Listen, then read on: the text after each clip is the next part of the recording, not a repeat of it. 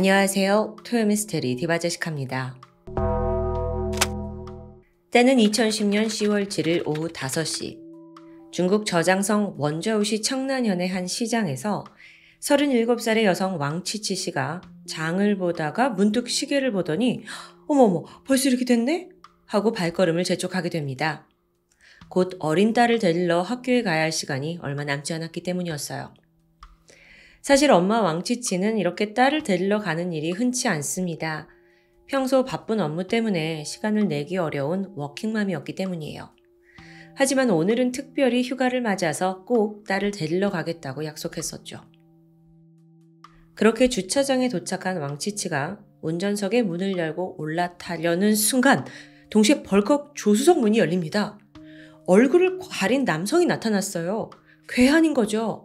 이 괴한이 무턱대고 조수석에 타더니 그녀의 옆구리에 무언가를 가져다 댔어요. 권총입니다. 움직이지 말고 돈 되는 거 다 넘겨. 아니 지금 총을 든 괴한이 나타난 상황인데 이게 끝이 아니었죠. 이어서 2명의 남자가 더 운전석 쪽으로 오더니 문 열고 그대로 왕치치 끌어내요. 즉각 뒷좌석에 태웠죠. 지금 이 3명의 괴한들 속에서 왕치치는 꼼짝도 할 수 없었습니다. 순간 생각했어요. 여자 혼자 이들을 상대할 수 없습니다. 상황 판단이 빠른 거예요. 오히려 격렬하게 저항을 하면 이 범인들 자극할 수도 있기 때문에 그녀는 침착함을 유지합니다. 그리고 순순히 지갑을 꺼내서 현금 1870위안, 하나로는 약 한 35만 원 정도, 그리고 신용카드 몇 장을 건넸습니다. 하지만 이들이 순순히 떠난 게 아니었죠. 범인들은 왕치치의 차를 몰고 가까운 ATM기로 향했어요. 그리고 그녀가 알려준 비밀번호를 통해서 추가로 50만 원을 더 인출합니다. 또한 딱 보니까 그녀가 목걸이랑 장신구를 차고 있었거든요. 옥목걸이였고 또 명품 시계, 그것도 강탈합니다. 이렇게 다 뺏기고 나서 왕치치는 내가 있는 거 다 내놨으니 제발 자기를 풀어달라고 애원하기 시작합니다. 하지만 강도들은 여전히 꿍꿍이가 있었어요. 왜냐하면 당시 왕치치가 타고 있던 차량은 BMW에서 나온 신형 SUV였습니다. 심지어 이게 아직 임시 번호판을 달고 있는 그냥 말 그대로 완전 새 차였죠. 괴한들 생각에 이런 고급 차를 타는 사람이 고작 80만 원 정도밖에 수중에 없을 리 있어? 그러니까 더 뜯어낼 수 있다는 거예요. 그래서 일단 그녀의 몸에 뭔가 숨겨진 게 없는지 소지품과 또 몸수색을 했습니다. 그런데 이때 왕치치의 품에서 숨겨뒀던 작은 검정색 카드 지갑이 나와요. 아 이거 봐, 뒤지니까 나오잖아. 그럴 줄 알았다는 듯 괴한들이 신나서 그 지갑을 열어보다가 돌연 표정이 사색이 되고 맙니다. 야, 이 여자 경찰이야! 그 지갑에 있던 게 경찰 신분증이었어요. 왕치치, 1973년생인 그녀는 어릴 적부터 명석한 두뇌로 학교에서 주목을 받았습니다. 공부도 잘했고 태도도 성실한 모범생이었죠. 그런 그녀가 친하게 지내던 이웃 중에 경찰관이 한 명 있었는데 그 사람을 보면서 경찰의 꿈을 어릴 적부터 키웠다고 해요. 그리고 드디어 우수한 성적으로 정치법학대학교에 입학했고요. 졸업한 후에는 지방공안국에 입사합니다. 경찰이 된 거죠. 이후에 그녀가 배치된 곳은 공안국 경제조사팀입니다. 쉽게 말해서 경제사범을 잡아들이는 조직이에요. 왕치치는 여기서도 몇 안 되는 여성 수사관으로서 뛰어난 활약을 하고 있었는데요. 실제로 그 결과 2008년에는 무려 2억 위안, 그러니까 하나로 378억 원에 연루된 대형 금융 비리 사건을 해결했어요. 정말 큰 공을 세운 거죠. 이 사건을 통해서 그녀가 잡아들인 범죄자만 35명에 달했습니다. 이걸 계기로 왕치치는 정말 경찰 내부에서도 유명인사 되고 승승장구했고요. 그녀는 일뿐만 아니라 가정 역시 더할 나위 없이 안정적이고 행복합니다. 왕치치의 시아버지가 유명한 사업가였고요. 또 남편은 그 회사의 지역 부사장이었어요. 거기에 더해 눈에 넣어도 아프지 않을 예쁜 딸까지 있습니다. 그야말로 부와 명예 다 거머쥔 삶이었죠. 참고로 그녀가 타고 있던 BMW 역시 시아버지가 며느리 생일을 맞아서 딱 얼마 전에 선물한 차량입니다. 한편 이렇게 사건이 벌어지던 시각에 왕치치의 딸은 학교 앞에서 계속 엄마를 기다리고 있었어요. 근데 아무리 시간이 지나도 엄마가 오질 않잖아요. 결국 해가 저물기 시작했고 딸은 터벅터벅 홀로 집으로 걸어갔습니다. 엄마가 사실 평소에도 경찰 업무로 바빠서 갑작스러운 출동이나 야간 근무가 있었기 때문에 이런 상황이 좀 익숙했어요. 그래도 서운하죠. 딸이 집에 도착을 했고 얼마 후에 아빠도 귀가합니다. 아빠한테 쪼르르 가서 아빠, 엄마가 약속 어겼어 하고 막 불평을 늘어놓는데 남편 또한 아내 스케줄을 잘 알고 있어서 일단은 화난 딸을 달래게 되죠. 그리고 얼마 후 아내에게 전화를 해봅니다. 근데 어쩐 일인지 폰이 꺼져 있어요. 일하고 있나? 근데 이상합니다. 아무리 바빠도 연락도 없이 딸 픽업을 안 할 사람은 아니거든요. 그런데 순간 머릿속에 아내가 한 말이 떠올랐어요. 오늘 딸을 집에 데려다 준 후에 자기는 또 저녁에 동창과 식사를 하러 나간다고 했었거든요. 혹시나 하는 마음에 남편은 아내가 평소 자주 가는 식당도 둘러봤는데 소득이 없습니다. 불안해진 가족은 결국 왕치치가 근무하는 창란현 경찰서에 직접 전화를 해요. 그리고 이때 돌아온 대답은 오늘 휴가 중이라 안 나오셨는데요? 가족이 즉각 현재의 상황을 알리고 왕치치의 실종 신고를 접수합니다. 경찰도 비상이 걸리긴 마찬가지였어요. 유능한 경찰관이 실종된 상황이니까요. 그래서 내부에서 가장 먼저 제기된 건 보복범죄 아니냐라는 가능성입니다. 왜냐하면 그 대형 비리 사건을 해결했잖아요. 그게 불과 2년 전인데 그때 잡힌 범죄자들 중에 상당수가 중국 내 조직폭력배와 연관이 있었습니다. 혹시나 앙심을 품은 이들이 그녀를 납치한 게 아닐까 싶어서 서둘러 배후 추격하고 동시에 왕치치의 흔적을 찾아 나섰죠. 남편에 따르면 그녀가 시장에 갔다가 딸을 데리러 가기로 했어요. 그래서 먼저 시장 인근 CCTV를 분석해 봤거든요. 그랬더니 딱 거기서 그 BMW 차량이 포착됩니다. 하지만 차가 향하는 곳은 딸의 학교와는 정반대 방향이었습니다. 그 CCTV를 좀 더 자세히 확대를 해보니까 운전석에 앉은 사람의 얼굴이 드러납니다. 완전히 처음 본 남성이었죠. 게다가 뒷좌석에 다른 남성 2명까지 포착됐고요. 이걸로써 왕치치가 납치되었다는 게 기정사실화됩니다. 경찰은 이 사건의 중대성을 감안해서 시, 군 단위의 공안국을 모두 이 사건에 투입해요. 특히나 당시에 경찰의 그 높은 간부들까지 다 나서서 수사를 지휘했고요. 이게 보복 범죄일 수도 있다라고 생각했기 때문입니다. 그렇게 가장 먼저 왕치치 차량이 어디로 갔는지 그 방향을 추적했는데 거기가 푸젠성입니다. 한편 동료 경찰이 사라졌다라는 소식에 이 지역, 그러니까 푸젠성 지역 경찰들도 다 나섰어요. 긴급하게 차량 수배에 나섰죠. 그렇게 채 48시간도 지나지 않은 10월 9일 자정. 왕치치의 차량이 푸젠성 한 시장에 주차된 게 CCTV에 포착됩니다. 즉각 경찰들이 출동해서 주변 포위하고 범인들이 나타나길 기다려요. 그리고 얼마 후에 딱 3명의 남성이 다시 차에 오르기 위해 모습을 드러냈을 때 경찰이 이들을 덮쳤고 바로 검거에 성공합니다. 하지만 문제가 있었죠. 셋은 잡았는데 피해자 왕치치의 모습은 보이지 않는 거예요. 근데 여기서 좀 잠깐 범인들의 정체를 알아볼게요. 그는 시정찬, 우정차, 예장펑입니다. 중국 이름이라서 조금 낯서실 수 있어요. 그런데 어쨌든 이 3사람은 이미 여러 차례 전과가 있는 소위 깡패 3인조였습니다. 우정치와 예장펑은 한 차례씩 복역을 하고 출소한 상태였고요. 시정창은 다른 사람들과 공모해서 무려 18건의 절도를 저지른 악질 범죄자였어요. 그러니까 애당초 경찰 간부까지 나서서 야 이거 보복 범죄일 수 있어 라고 생각했지만 그건 아니었던 겁니다. 그냥 약간 잡도둑들이었어요. 사건으로부터 약 보름 전인 2010년 9월 말부터 이 3인조가 상습적으로 강도짓을 저질러 오고 있다라는 게 밝혀지는데요. 이들은 특히나 고급 승용차를 운전하는 젊은 여성을 타깃으로 했습니다. 그리고 언제 어디서나 범행을 저지를 수 있도록 가짜 총, 밧줄, 테이프 이런 범행 도구를 준비하고 다녔다고 해요.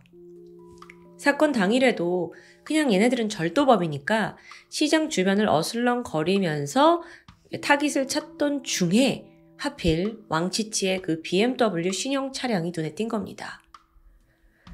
이후 경찰은 그래서 피해자를 어떻게 했는지 집요하게 캐묻게 돼요. 그러자 머지않아 죽였어요 라는 차가운 대답이 터져나왔습니다. 이들이 왕치치를 살해한 이유는 단순합니다. 그녀가 경찰이기 때문이에요. 처음에는 돈 많은 여성 같으니까 적당히 소지품 뺏고 야, 너 신고하지 마라. 우리 네 주소 다 알고 있다. 이게 겁박해서 돌려보낼 생각이었죠. 이전에도 그랬고요. 근데 경찰 신분증을 보는 순간 마음이 바뀐 겁니다. 아니 경찰인데 자기네들 찾아내는 건 시간 문제잖아요. 게다가 특히나 이 범인 중 2명에게는 눈에 띄는 신체적 특징까지 있었어요. 한 명은 손에 장애가 있었고 또 다른 한 명은 심한 말더듬이 증세를 보였고요. 경찰이 이걸 눈치 못 챘을 리 없습니다. 근데 사실 단지 그 이유뿐만은 아니었어요. 이들은요, 지난 15일간 거의 이틀에 한 번꼴로 총 7건의 강도 범죄를 지속적으로 저지르고 있었습니다. 그중 4건은 물론 실패했지만 나머지는 성공했거든요. 근데 이때 피해자 셋 중 2은 성폭행했고요. 한 명은 이미 살해한 후 유기한 상황입니다. 그러니까 그냥 좀도둑인 줄 알았지만 사실 얘네의 과거 행적에 지금 성폭행, 강간에 살인까지 있는 거예요. 때문에 왕치치 또한 살해해야 한다고 매장하자고 결심한 겁니다. 그래야 모든 범죄가 묻힐 테니까요. 한편 현장에 같이 있던 왕치치가 이런 계획을 눈치채요. 그러면서 강하게 이들을 설득하기 시작합니다. 저항도 물론 했죠. 하지만 범인들을 당해낼 수가 없었는데요. 그 당시 운전대를 잡고 있던 건 범인 시정찬입니다. 차 몰아서 38km 정도 떨어진 푸젠성 첸지진으로 향해요. 으슥한 산길에 도착해서 미리 준비한 삽과 괭이로 깊게 땅을 팠죠. 근데 왕치치가 이제 정말 자기한테 죽음이 닥친 걸 눈치챈 거예요. 그리고 그때부터 아주 낮은 자세로 간절히 애원했죠. 저한테 어린 딸이 있어요. 우리 애가 엄마 없이 어떻게 살아요? 모성애를 자극하는 말이었습니다. 근데 이런 애원이 그냥 오히려 범죄자의 심리만 자극할 뿐이었죠. 왜냐면요, 사실 이 괴한들에게 경찰인 그녀가 막 살려주세요, 살려주세요, 목숨을 구걸하는 이 상황이 어딘가 짜릿했던 겁니다. 그러면서 이때 시정찬이 아주 비열한 제안을 하나 하게 돼요. 너 살고 싶어? 그럼 나랑 자면 살려줄게. 왕치치는 오직 살아남기 위해서, 목숨을 건지기 위해서 어쩔 수 없었습니다. 그렇게 성폭행까지 당하고 말아요. 하지만 그 짓이 끝난 후에도 시정찬은 그녀를 살려줄 마음이 없었습니다. 즉각 왕치치 목졸라 살해했고 그녀의 신분증도 태워버립니다. 이후 파놓은 구덩이에 시신 던지고 흙으로 덮기 시작했어요. 그런데 흙이 반쯤 이제 묻혀질 무렵 문득 왕치치의 움직임이 포착됩니다. 희미하게나마 그녀가 아직 살아있었던 거예요. 범인들은 당황했죠. 그러면서 야, 확실히 죽여야 돼. 번갈아 가면서 괭이 들고 그녀의 머리를 내리칩니다. 추후에 이곳에서 발견된 그녀의 시신은 너무도 참혹한 모습이었습니다. 그런데 3명의 괴한은 시신마저 안매장하고 그냥 만족해하면서 바로 현장을 떠났고요. 당시 그들의 머릿속에는 이제 돈도 얻었고 BMW 외제차도 한 대 있는데 이거 얼마에 팔 수 있을까 하면서 그냥 신나 있었어요. 돈 계산뿐이었던 거죠. 2011년 5월 가해자 3인에 대한 판결을 공개적으로 중국 법원에서 선고합니다. 3사람은 고의적 살인, 강간, 강도, 절도 혐의에 모두 유죄가 인정돼요. 그리고 이들에게 선처 없는 사형이 즉각 선고됩니다. 이날 재판부는 범인들의 행적이 얼마나 악독했는지 낱낱이 읊게 되는데 그 판결문이 무려 43페이지에 달했습니다. 그런데요, 여러분, 사형이 선고된 직후에 이 범인들의 추악함이 정말 하늘을 찔러요. 세 사람이 각각 가명과 선처를 해달라고 막 비는 거예요. 근데 그 이유가 뭐냐? 먼저 시정차는 나는 집에 늙은 어머니가 있다. 또 내가 키워야 될 어린 자식이 있는데 목숨은 좀 살려달라. 라고 합니다. 여기에 예창펑의 주장도 어이가 없는데 나는 국가유공자의 후손이다. 우리 선조가 이 국가에 이바지한 거를 좀 참작해서 나를 감형해달라. 황당하죠. 국가유공자의 후손이다? 참. 피해자에게 베풀지 않았던 자비를 이제 와서 법원이 살인범들한테 베풀어줘야 할 이유가 뭐가 있어요. 모든 항소는 기각되었고요.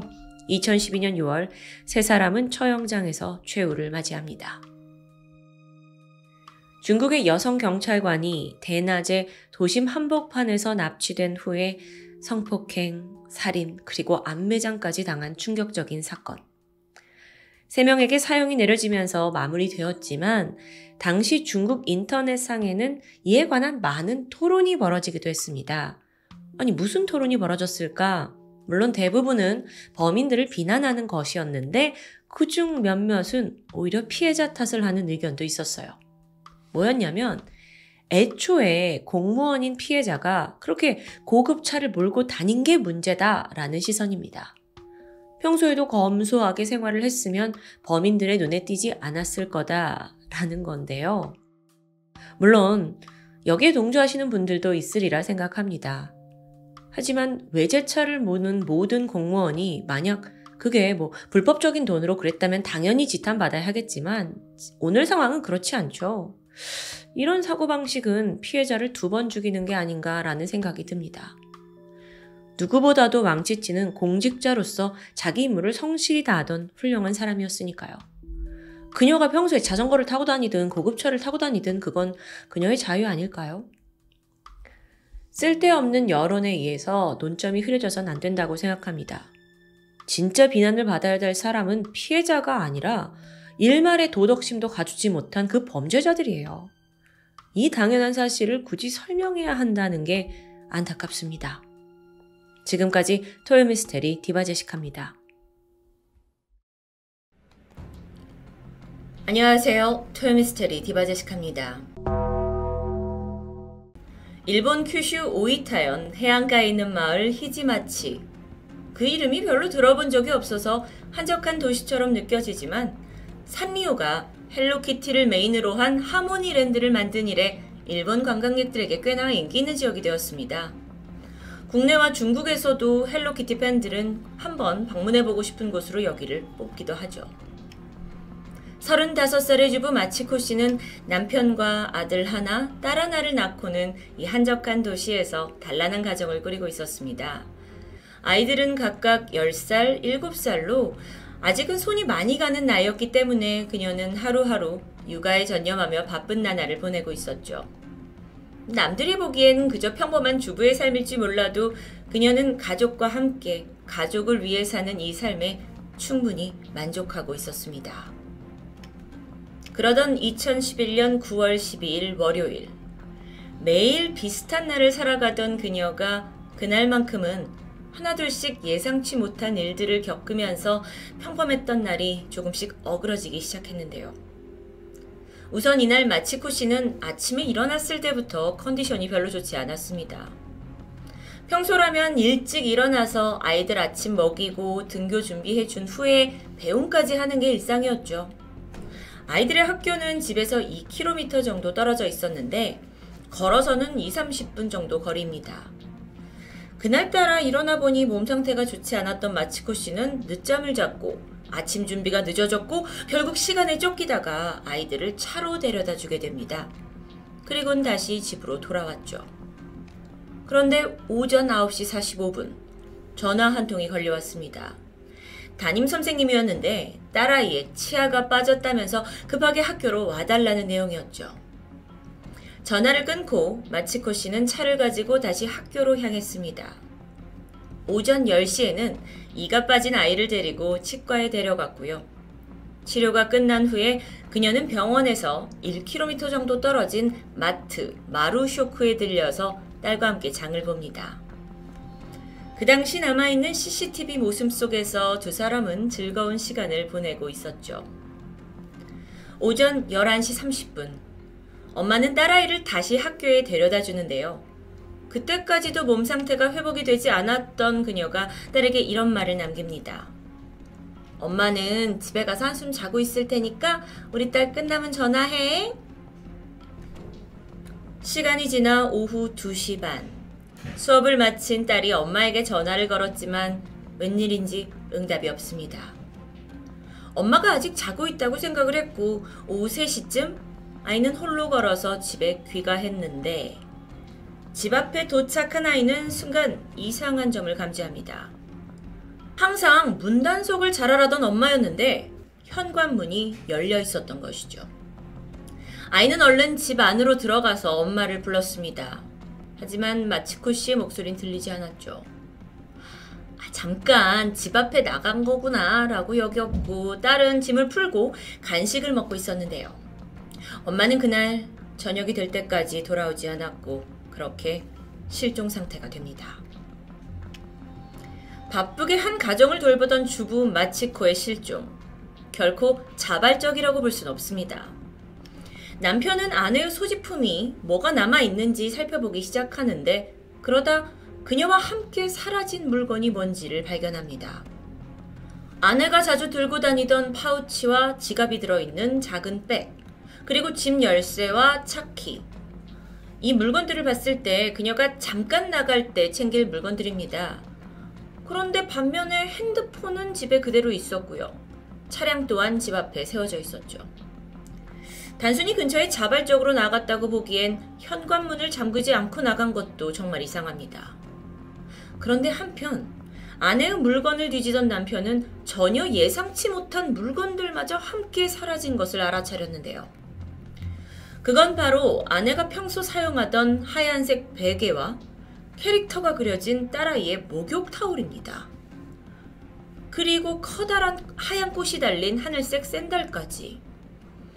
특히나 이 베개와 목욕 타올은 아내가 평소 집 밖은커녕 방 밖으로도 가지고 나온 적이 없는 물건입니다. 그래서 왜 이게 없어졌는지, 무엇을 의미하는지는 정말 혼란스러웠죠. 게다가 냉장고를 열어보니 그날 마트에서 딸과 함께 산 음료가 마시다가 만 상태로 들어있습니다.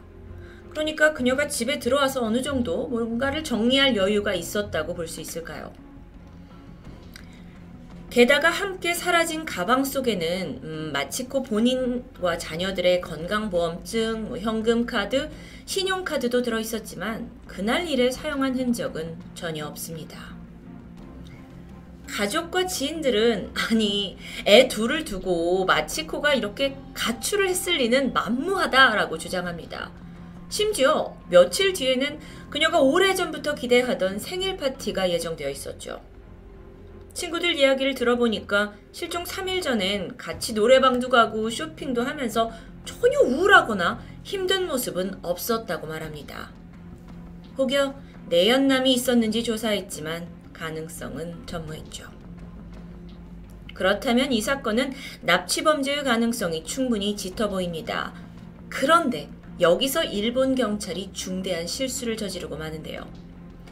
남편에게 따르면 수사 초반 경찰은 집안에 침입자가 있을 수 있는 가능성을 고려하지 않았고 제대로 된 감식 없이 DNA 채취 또한 하지 않습니다. 그저 일상에 지친 아내의 가출로만 보았던 겁니다. 나중에서야 조사하면서 수색경까지 동원했고 이 마치코의 냄새를 따라 흔적을 쫓았지만 웬일인지 이 수색견은 집 앞에서 더 이상 움직이지 않습니다. 그렇게 수사는 진전되지 않았죠. 주부 마치코는 어디로 간 걸까요? 남편과 아이들이 엄마를 그리워하며 시간은 무심히 흘러버렸고 그렇게 한 달째 되던 날 집으로 의문의 전화 한 통이 걸려옵니다. 사실 남편은 지난 한 달 동안 갑작스럽게 전화가 올 수 있기 때문에 항상 긴장을 하고 있었는데요. 수화기를 들자 여자 목소리가 들렸습니다. 살려줘요, 살려줘요. 그리고 전화가 끊겨버렸죠. 너무도 희미하게 들린 목소리였기 때문에 아내인지조차 판단이 힘들었습니다. 철렁한 남편은 다시 그 번호로 전화를 걸어봤지만 응답은 없었죠.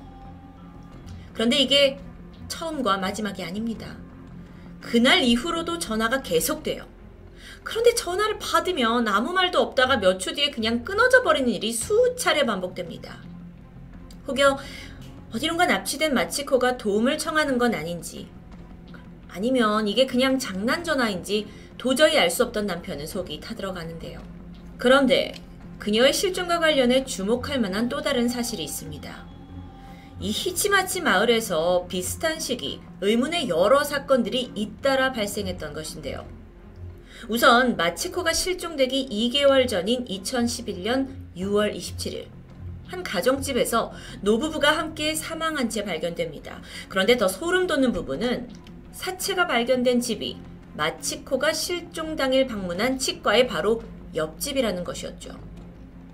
물론 그게 우연의 일치일 수도 있지만 너무도 근방에서 두 사건이 벌어졌기 때문에 많은 사람들은 혹여 근처에 한 사람의 소행이 아닌가라는 걸 의심하기도 합니다.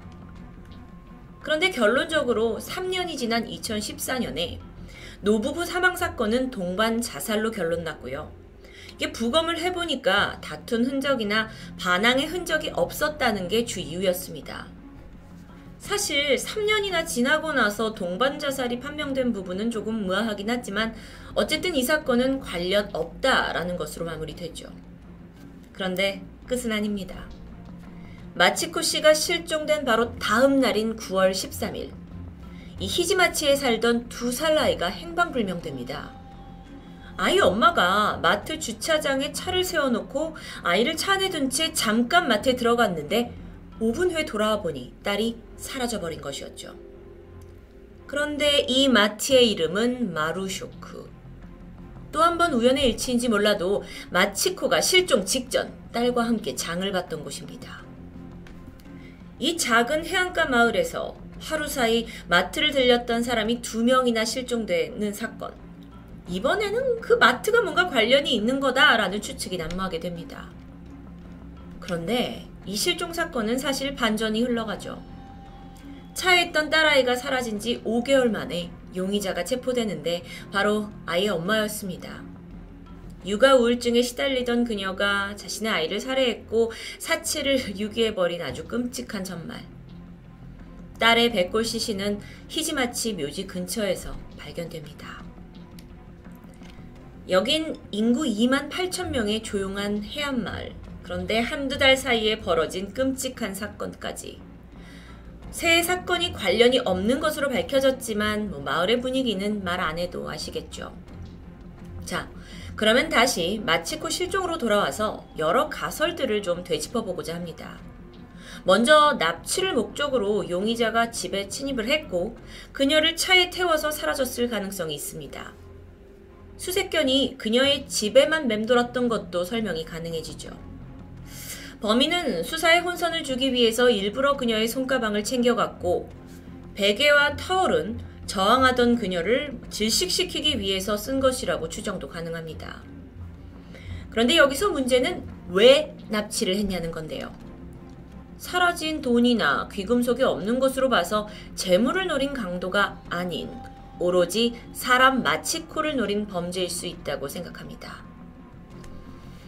평소 토요 미스테리를 즐겨보시던 분들이라면 아시겠지만 유독 일본 여성 실종 사건에는 납북의 가능성이 늘 언급됩니다.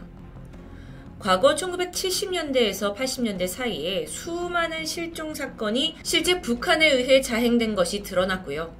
일본 정부의 공식 발표에 따르면 납북 피해자가 무려 17명에 달합니다. 이들은 대부분 평범한 모녀, 주부, 학생처럼 우리 같은 사람들이었죠. 하지만 이들의 한 가지 공통점을 찾아보면 모두 해안가와 인접한 곳에서 사라졌다는 겁니다. 히지마치 역시 해안가에 있는 마을이고요. 이후에 실종되고 집으로 의문의 전화가 걸려와서 말없이 끊는 사례 역시 이 납북 일본인들에게서 자주 보이는 유형이었습니다.